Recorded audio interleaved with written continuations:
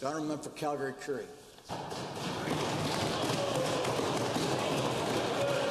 Mr. Speaker, breaking Alberta's landlock and accessing new markets is a significant step towards a stronger economic future for Alberta. Given the economic impact an additional 1 million barrels of oil sold per day will have in our province, to the Minister of Energy, how will the government engage with the federal government and ensure Trans Mountain and Line 3 pipeline projects are built?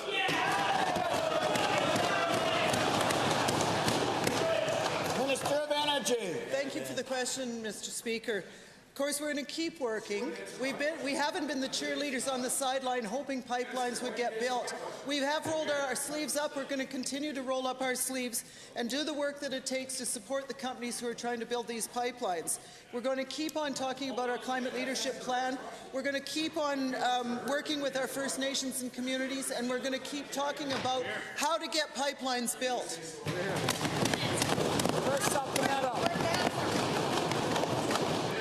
Thank you, Mr. Speaker. Given that the Prime Minister singled out the Premier's leadership and our government's climate leadership plan as the reason why pipelines were approved, to the Minister of Energy, what role did our climate leadership plan have in building a national consensus on these projects? Minister of Energy.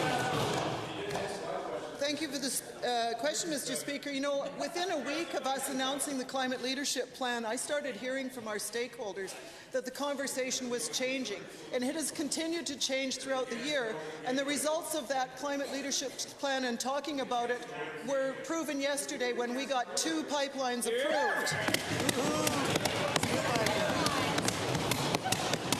Thank you, Mr. Speaker.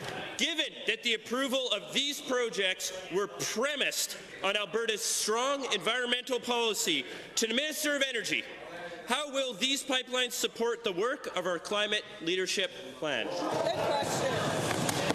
Honourable Minister. Thank you for the question, Mr. Speaker. We've said all along that there isn't a disconnection between being environmentally responsible and extracting our resources. We're going to continue with that message. By getting pipelines to Tidewater, we are going to get more money kept in Alberta. We don't have to be at the mercy of our one customer who is now our competitor down south, and we can get better prices for our product, and that money in Alberta will help work us towards a greener economy.